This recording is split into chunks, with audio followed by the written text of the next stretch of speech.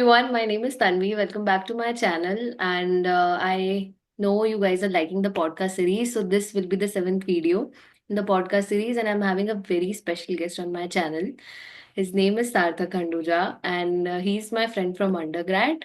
And you guys have requested a lot, like, okay, so we want the Google's like software engineer interview experience or the journey.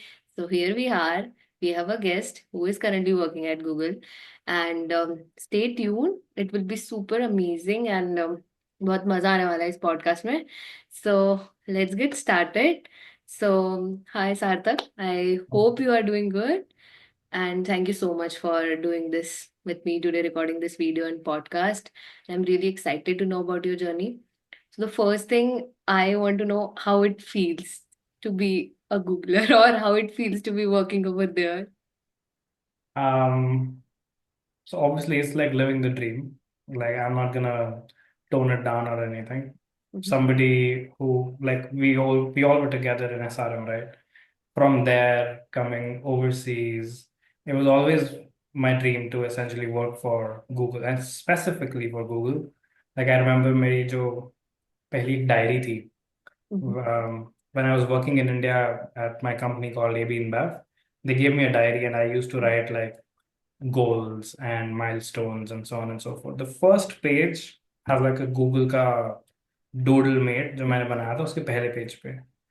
So it was a very long dream and I'm really happy that Well, yeah, I'm living it manifestation now. work, I guess. It was in 2021, I remember. It was the first company, I guess, AB in, Yeah. yeah, that came to our placement and it was really amazing. And I'm super happy. Like whenever I see someone is working at Google, I'm like, okay, I should learn. मुझे भी वहाँ जाना है, but let's see, it's a long process. But yeah. So the first thing we'll start with your master's journey. So how was your experience? Because now the market is not good. So there were a lot of questions that come to me from a lot of students, whether it's the right time to come for master's or not. So in your opinion, how would you say like one should experience this or they should stay back in India for a couple of years and then come? So what is your opinion on it? Um, so there are a few dimensions to this, and I've answered this question quite a lot before with individual people who reach out to me as well.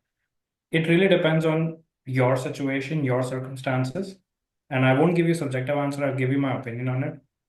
Educationally, masters does give you a lot of value only when you are at a reputed university.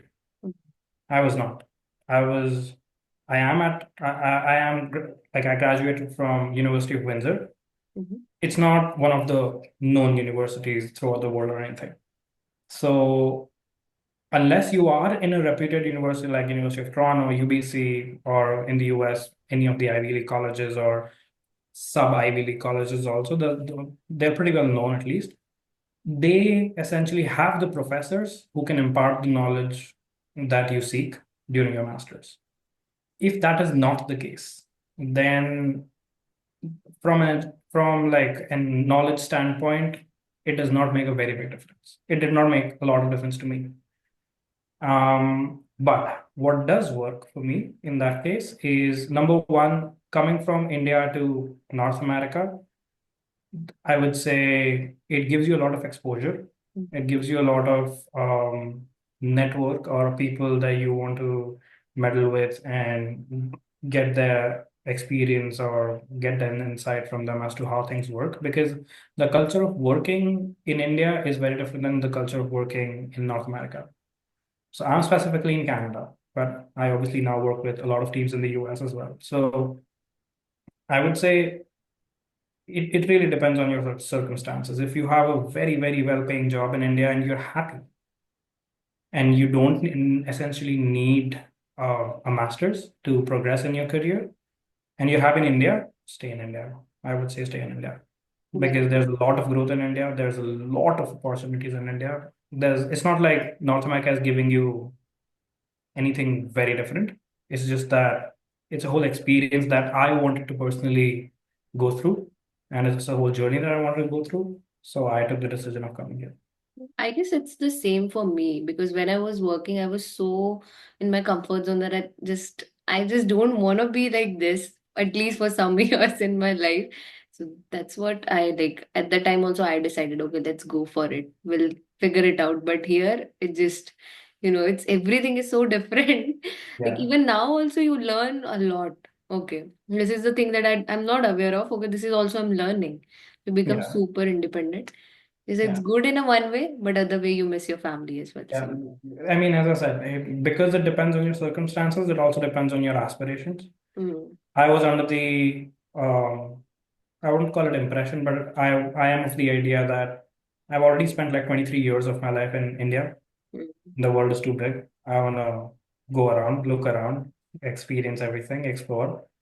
Um, so that's the reason. That's the biggest reason I went out of India, and Yeah. that's also the reason why I did not go behind a reputed university or anything. I just wanted to get out and experience it as is. And just one other question, why Canada? Like when you were applying, so you might have thought United States also, or like why Canada? I did apply to United States. I did apply to UK. Mhm, I obviously applied to Canada. So there are a few factors. Now, one is obviously immigration. mm, I am like, at least by the time I was leaving India, I was not under the thought that I want to go back or at least mm, permanently go back. Sure, I will keep visiting and things mhm, like that. But permanently, do I want to go back and stay in India? Maybe not. So immigration was one big factor why not US. Secondly, the cost, um, hefty costs. I don't think I need to speak more than that. Like my parents would have had to take a humongous loan to sponsor this education for me if I was to go to the US and live over there. So that's the reason as to why not US. mhm, Why Canada is because I have a bit of my family over here. mm, My own sister is in Canada. I essentially was living with her throughout my master's. She's been a humongous help. So that whole factor of having that support system around you, that was a very big motivating factor for my parents. And just the living cost and everything was relatively cheaper. mhm. And immigration was also welcoming, at least when I was coming here, at least at that point, it was very welcoming. I don't know about now. But yeah, that's mostly why Canada and why not US. Okay. Makes sense. I mean, if you have someone already in the same country, then it would have been easier. Even for me, there was no one like from my family, but luckily I have family friends. So I Yeah, used to go and visit them. So at least it feels like home, especially during yeah, yeah. festivals. But yeah. One would think that you don't need it because you are going there to be independent and everything, but there are those weekends that when you feel very lonely, Yeah. you just need a subtle hint of family around you. Mhm. So I think that's one of the biggest reasons why I chose Canada. Yeah.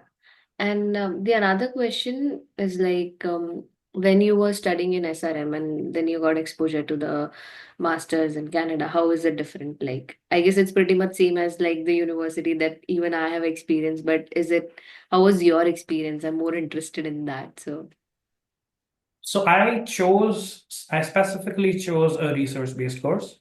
mm, Few reasons as to why. Number one, by looking at the coursework of the university, I was pretty underwhelmed as to it's not going to be a lot of burden on me. There's not a lot of new things that I'm going to learn. I'm not saying that I did not learn anything. I learned a lot.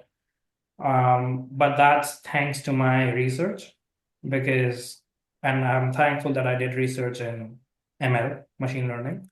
So, as to what's the difference between my time in SRM versus my time in University of Windsor, I would say things are not given to you on a plate over here. You have to go after it, look after it, talk to people. You literally have to snatch what you want. mm. No one is going to come and give it to you on the plate. Whereas in SRM, it was still it's like बहती गंगा में हाथ धो लेना Yeah. चल रहा है चलने दो. That's true. There's Even no one of difference on. my senior, he told me like, there's a one simple rule in US you should keep in your mind. If you want something, you have to ask for it. Yep. No one is gonna come and give it to you. Yeah. So when even I was applying for internships and like the full time as well, he was like, just be prepared. It will be thousands of application, but just be prepared. It's not like India. So Yeah, I'm like, okay. So I guess it's the rule everywhere, not just US, Canada. Just you want something in your life, just you have to ask for it. yeah. So, Because again, SRM or even generally in India, every college has a placement cell. mm, There's nothing called a placement cell outside of India. yeah, Yeah. true. So you have, as you said, thousands of applications. You have to go through each one of them.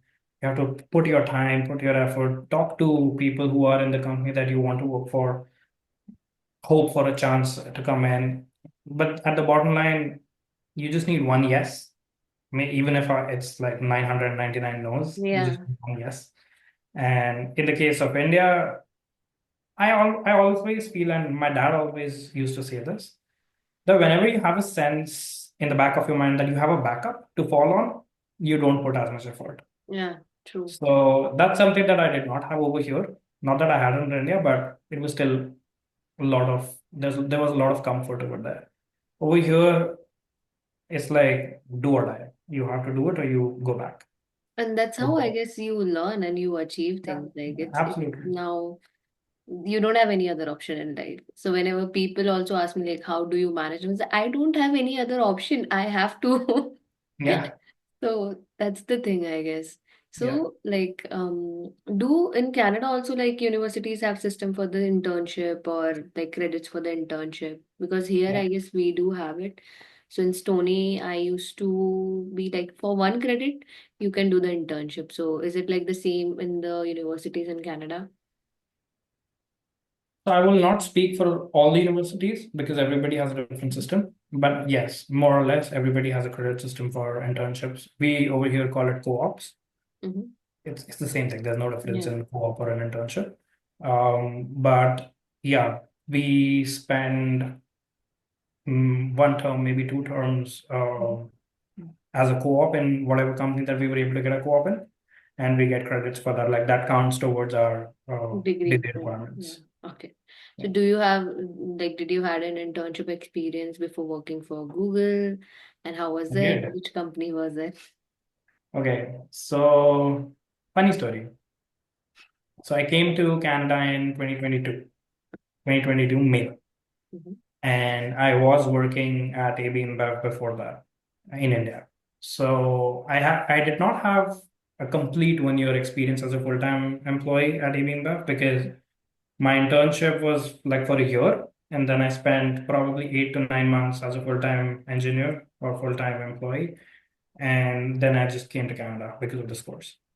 Now, little did I know that if it is less than a year, that experience counts as zero. I did not know that. So when I came here, I obviously came here in May. I started to look for jobs. I started applying to full-time jobs, but obviously that's not possible because if you're on a study visa, you're only allowed to work a certain amount of hours.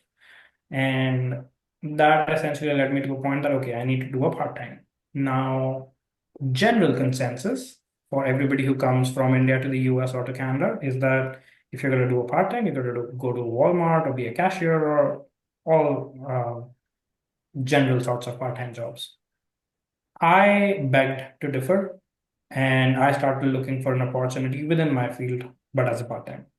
And thankfully, this is where I think networking came into the picture. That's why I'm partially on board with the idea that you need to network a little bit, not completely, but partially. Um, the person that I used to play football with, he essentially ran his own startup. Oh, And I was like, okay, I just give you my resume. Obviously, you cannot be a part of my interview process because it will be biased. So just give it to your team. If they think that I'm worth an interview, then we'll see how it goes. And that clicked. I got a part-time job in like September. And I was working at this startup as a deep learning engineer for 4 months, part-time. that's so nice. I Now, mean, yeah, I was lucky. I'm pretty lucky at that point. Um, So the next thing is now that I have to do a co-op, at least my degree requirement was that I need to complete 8 months of co-op. And one co-op is essentially 4 months or one term. Mhm. So I need to complete 2 terms worth of co-op for me to satisfy that requirement of my degree. Now I asked this startup that, hey, can I do my co-op over here. That way I'll be a full-time employee as well as it counts towards my degree requirements and I can devote much more time over here as compared to a part-time. And they obliged. They gave me an 8-month offer for a co-op and I started working. So 4 months in, I completed 4 months of co-op. And then for XYZ reasons, they said they'll have to terminate my co-op. I cannot complete my 8 months over there. Mhm. Um, so essentially, I was left out in the middle, even after having an 8 month worth of a Mm. contract. So I was in the middle of a point where I have to find a co-op or else just let go of that uh, co-op degree. Like there's a whole degree title that says, okay, this degree was in a co-op Mhm. scenario. So I can let go of that Mhm. or I can find another co-op Like in, work from I don't home. know, a month. And at that point, I was obviously desperate because I have to complete the degree requirement. That's my first priority. So any co-op will do. So I essentially got another co-op as an IT associate. Mhm. And that too at an FMCG company in the same city as my university, Windsor. Mhm. So I was working as an IT associate for another 4 months to just complete my co-op requirements. So yeah, I did find a co-op, but it Mhm. was a rocky road, I would say. That's, I guess that's the whole point of networking. You never know when it will come into the picture and it work for you. Yeah. So yeah, but it's opposite, I guess, in my case. So whenever I even applied to reference, I never got an opportunity. So it's like for me, it's most of the time I have to go through the process like properly in the pool, and then resume will get shortlisted. So Mhm. yeah, but here it works differently for everyone. So guys, Yeah, don't 100%. forget to network. Even anyone when you are playing football with, like in the Sarthak's case, like you will get an opportunity. Yeah. So yeah, I mean that's amazing. Yeah, you have a really good story behind getting a co-op. Yeah. It's nice. Now let's move to, I'm very much interested, in the Google's process also, but at the same time I really enjoyed like the story as well and your experience. But yeah, so is it through the referral or how did you get the opportunity? First question. So I applied to Google for the same role, I think software engineering roles only. I think I applied 3 times. Okay. So my degree, like at least my degree requirements were completed in April 2024. Like I was done with my thesis, I had defended my thesis, it was approved, everything was done. So April 2024, done. There's nothing left to do except obviously go to the convocation and get my degree. But that was in June. So I started looking for jobs in, let's call it May, I would say, because April end was the time when I completed it. Now, from May until November, 6 months, I did not have a job. I was like zero income, living on my savings, humongous thanks to my sister for like taking care of me. Um, but yeah,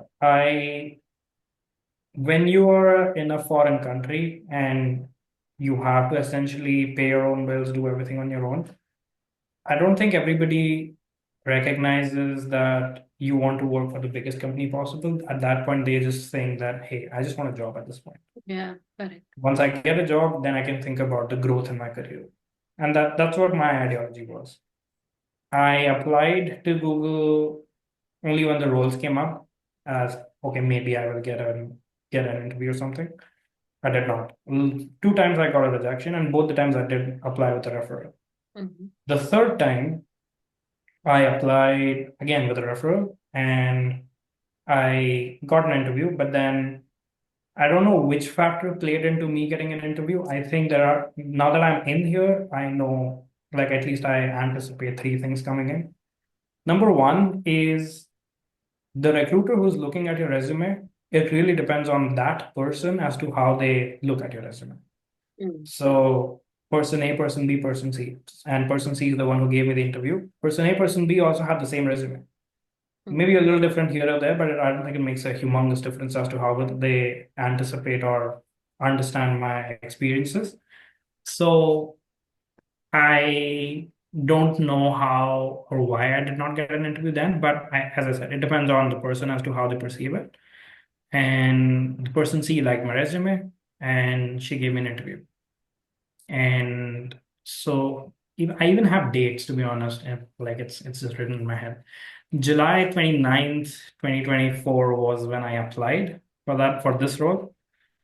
And did I get it in September or August? Pretty sure not August. September 9th. Yeah, September 9th is The when date I was there. got an email from her that, hey, we like your resume. Can you give there's like a screening round. So in my case, I had already given the screening rounds before with my two Mhm. earlier applications. I don't think I had that screening round again. I just had to go on a group call with all the candidates that were given the opportunity to interview. And the recruiter was just giving us information about how the interviews will go, what are the next steps of scheduling an interview, what we should be studying, what we should not be studying, so on and so forth. So I think September 16th was this group call day. And I had applied for an early career role. So early career roles means it's an L3 in Google. L3 is like the lowest individual contributor position you can get into. And L3s have to only go through 4 rounds of interviews. So 4 rounds of interviews, three technical, one Googleness round, or like as people call it, I don't want to call it the HR round. Mhm. It's mostly behavioral, like the questions are behavioral, but we call it the Googleness round. And there's a reason why they call it. I'll tell this to you later when I come to that part. So September 16th, I got into that call. She explained the process. We're supposed to give them 5 preferred dates as to when do we want to give our interviews. But because I got the call in September, she explicitly mentioned that the chances of hiring beyond November are going to be pretty bleak because hiring slows down around that period of the year.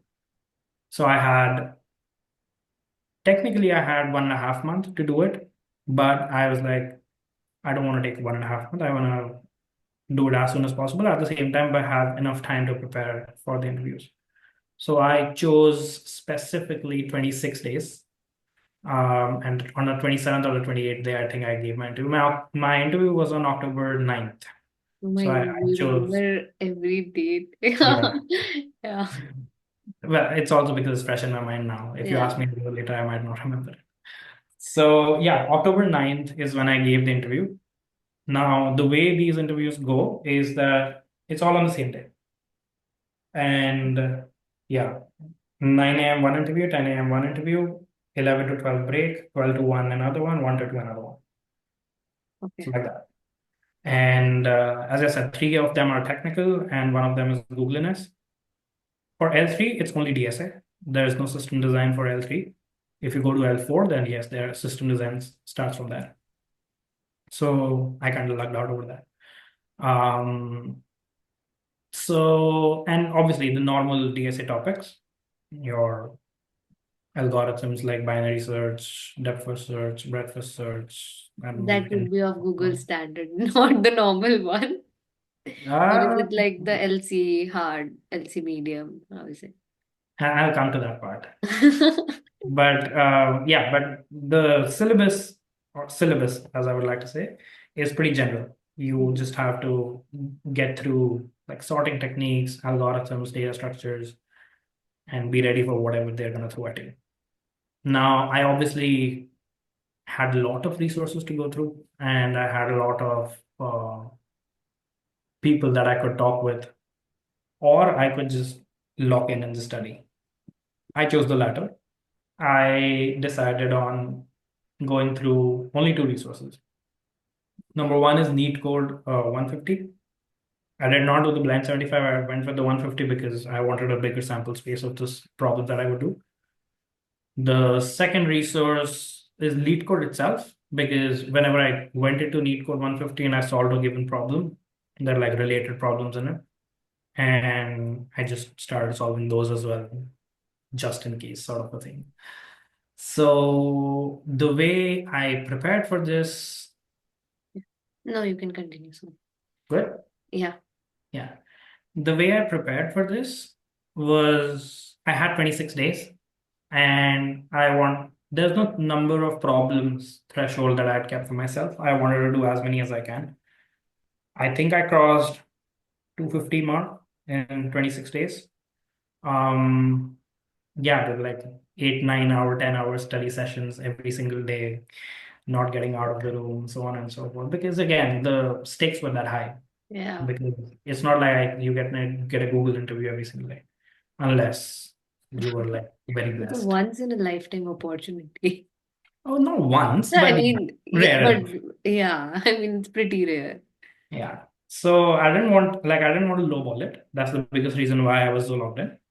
And yeah, those are the only two resources I followed.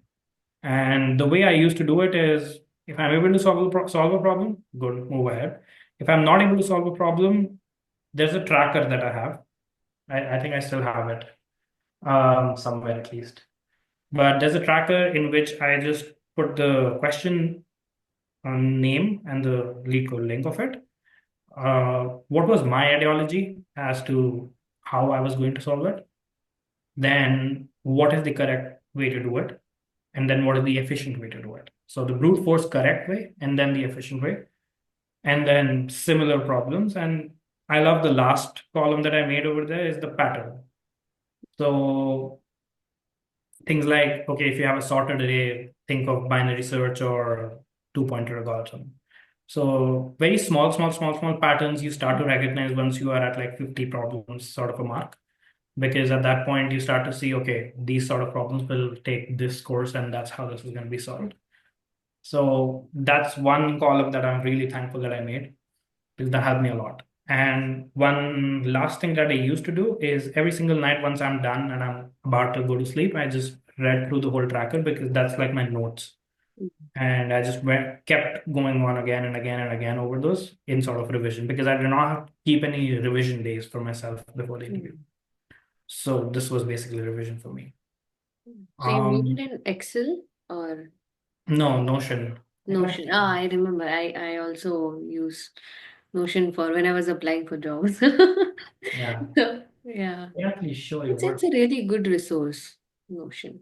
Yeah. Oh, 100%. Very organized. It's very pretty, for me at least. If you don't mind, if you can share that, I mean, just the template of it, how you came up with like, this thing, this Yeah, tracker and all. I will show it you now. Hmm, share screen two. Yeah, sure. I don't know if you can see it. Can you? I guess. Yeah, now I can. Wow. So this is what I used to So call it. organized. So the problem goal, and this obviously links to the problem. Uh, does it link to the problem? I don't know. Oh, yeah, there you go. This is the link to the problem. Mhm. Like that. But yeah, the problem name, the data structure used, the algorithm used, what is the data structure or the algorithm being used for the optimization of it? Mhm. Optimization details in my own words, rationale as to why. This is the title essentially says it all, the rationale as to why this works and why anything else might or might not work. Mhm. And this remarks column that you see towards the end, this is mostly the pattern part I was talking about. Wow. It's looks super organized and it just shows how much of hard work and you kept yourself consistent with this. So just amazing. Yeah, I mean, I had to. There was no other way for me Yeah, to revise it. that's true. Yeah, so this is what I use. Um, but again, I'm not saying everybody should use this. Everyone has a different way of studying for Mhm. things. This was my way, and it worked for me. So yeah, that's how I prepared. And then comes the interview day. Problems, I obviously cannot disclose the problems. Yeah. Uh, but they were, I would say, medium to hard. Mhm. I would not call them completely lead code hard. One of them was lead code hard for sure. but the other two were probably medium, and then optimizations were hard. Yeah.